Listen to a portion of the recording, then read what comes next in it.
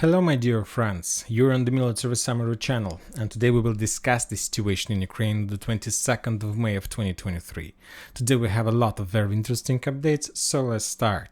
And the most important, the most interesting updates are coming from the Belgorod region, from this area. As you know, today the Ukrainians crossed another big red line.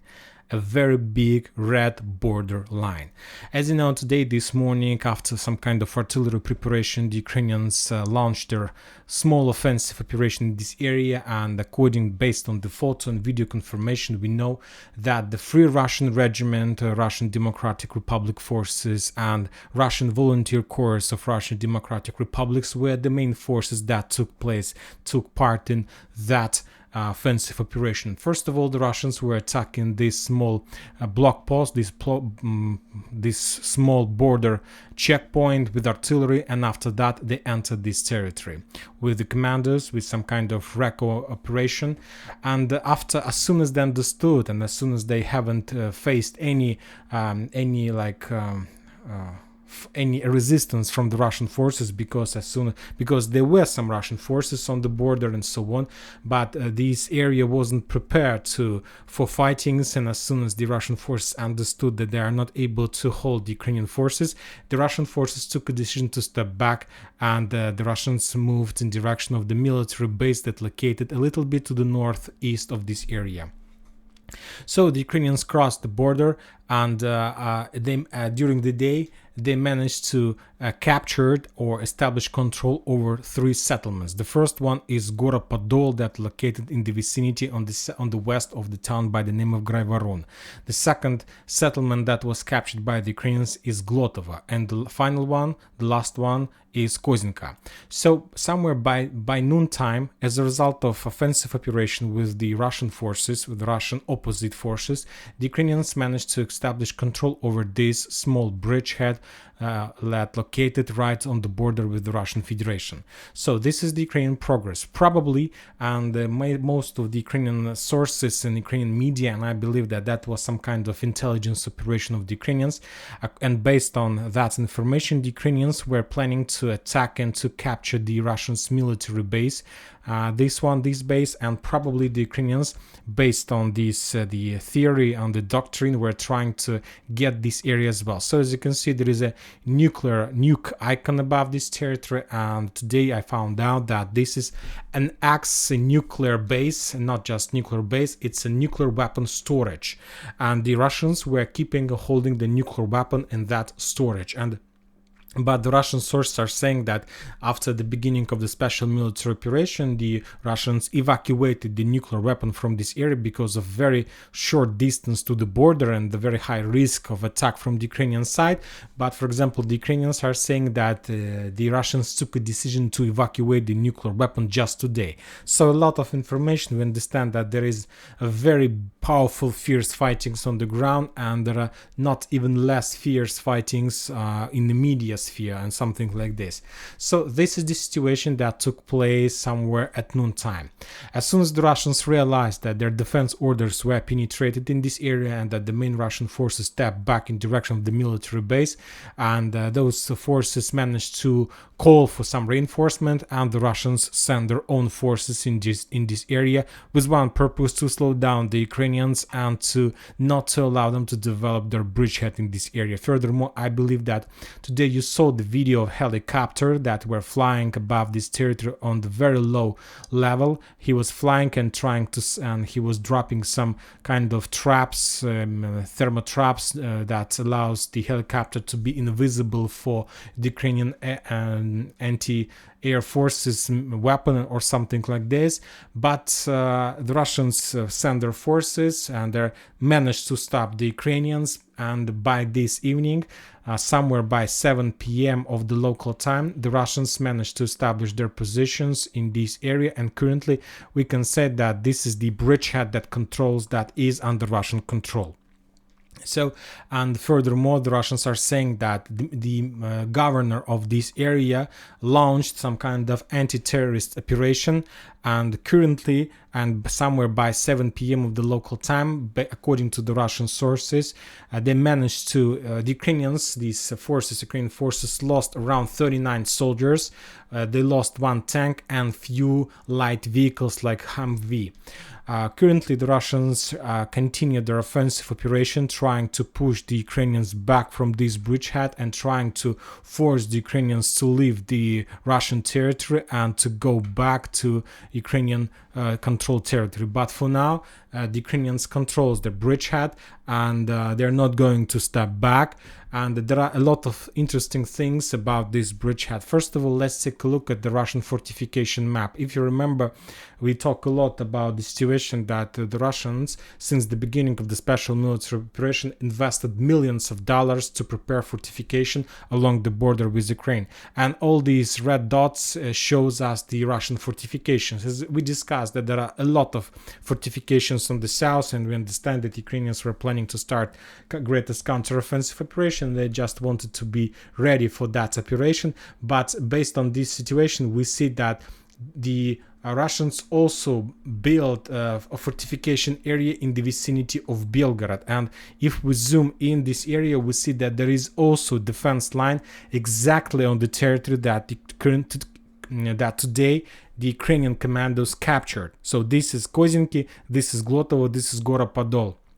And through this area, we see that Russian defense line goes. Now let's return back. So currently the situation is as follows. The Russians invest millions of dollars to create fortification area.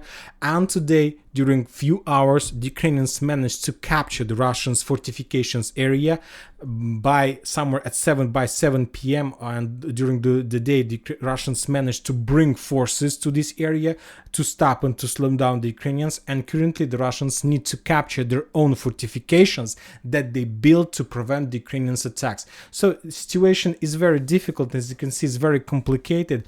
And furthermore, we understand that the Russians need to push the Ukrainians back during the next 12 hours, because if the Russians are not able to do this, of course we understand that Ukrainians will move more and more forces to this area.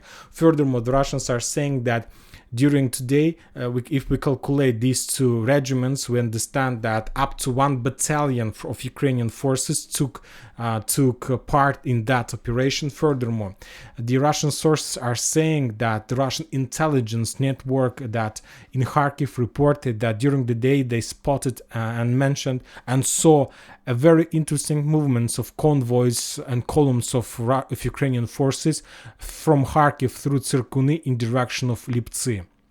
So probably the Ukrainians, this attack in this area is not the one attack, and probably the Ukrainians will try to attack all over the border with Russia, trying to stretch their forces, trying to force them to move reserves in this direction and to reduce some power and forces on some front line, let's say in Lugansk, or let's say in Kupiansk front line, or something like this.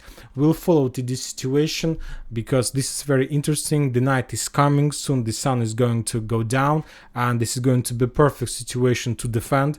I believe that those Ukrainian forces are very well equipped because that operation was planned for a very long time. These two regiments, Free Russian Regiment, Russian Volunteer Corps, used to take part in defense of Bakhmut, but somewhere in March and February they were removed from that area after the fall of the central part of Bakhmut, and they were removed from Bakhmut, were fulfilled. There was some kind of, I believe, rotation process, and the United Kingdom intelligence, I believe it's their job, started preparation of this operation, and on the 22nd of May we see what we see, some kind of penetration of the Russian defense line in this area.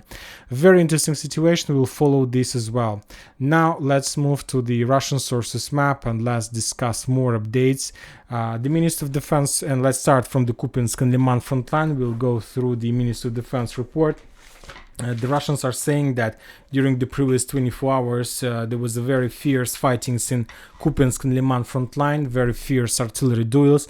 The Russians destroy one ammo depot of 103rd Territorial Defense Brigade in the vicinity of Stelmakhovka, and as a result, this is Stelmakhovka, and as a result of those attacks, the Ukrainians lost 105 soldiers, 7 armored vehicles, and 3 artillery systems. The losses is not bigger than usual, but we see that the Russian keeps the level of pressure, so we'll see. When talking about Liman frontline, the Russians reported about shutting down of one helicopter Mi-8, and no more changes. There are still clashes in the Kremenaya forest, and we expect, and probably most of the military experts expect, when the Russians are going to start offensive operation in direction of Siversk.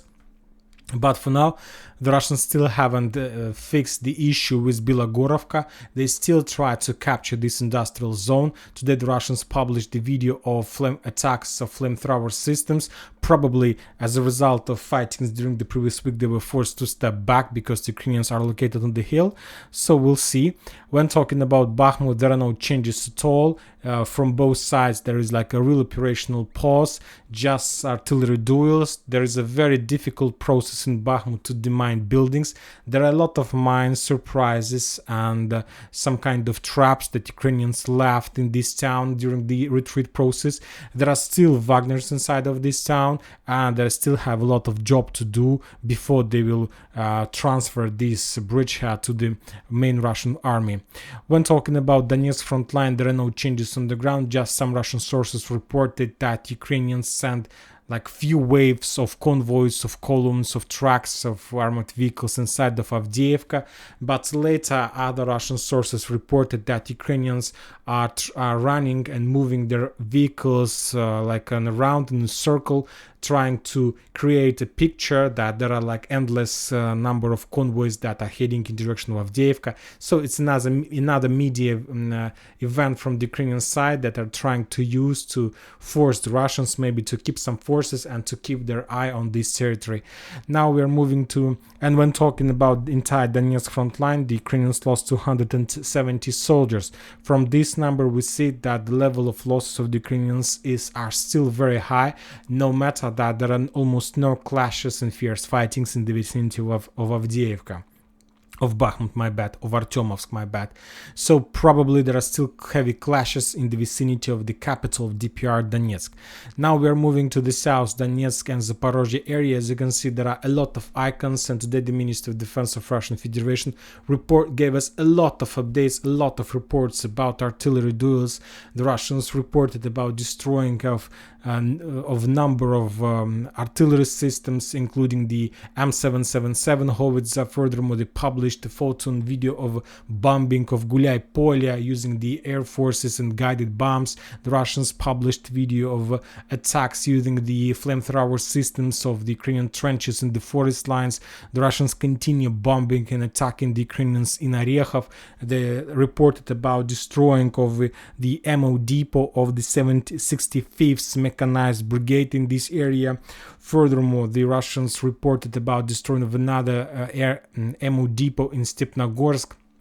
And we know that currently we understand that the Ukrainians launched something very interesting on the border with Belgorod, but we understand and we expect that attack in Belgorod is not the main direction.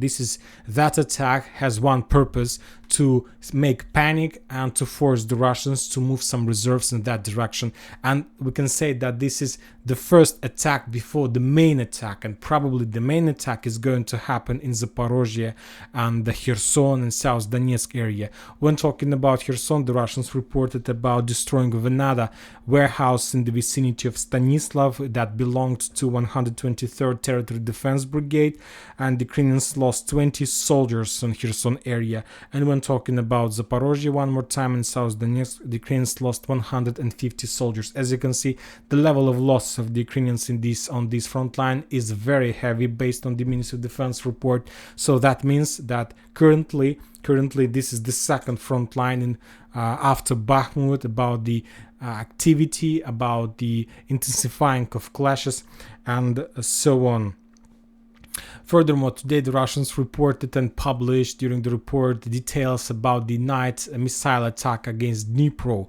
The Russians reported they attacked the airplane, the airfields on the south of Dnipro. Probably the Ukrainians were keeping some Western weapon in this area. There was a very heavy explosion, and the Russians reported that during the previous night there was around from 15 till 30 explosions in the town. So that was a very hot night for Dnipro. And that's it about the situation on the ground. One more time, Zelensky have returned to Ukraine. Probably he got necessary instructions from the NATO and Western countries, and as soon as he returned, the Ukrainians launched their offensive operation in Belgorod, or at least some vision of what offensive operation that they will try to develop or something like this. But everybody expect the beginning of the special operation and greatest counter-offensive operation in the south. As you remember, the Ukrainians have completed the creation of their 9th and 10th military corps, and this is the 9th and 10th military corps. And so this is going to be the greatest battle of the 21st century. And that's it for today. Military Summary channel reminds to condemn any violence in Ukraine and in the world. Thank you for your watching. Subscribe to my channel, put your likes, join my Patreon, and have a good day. Bye bye.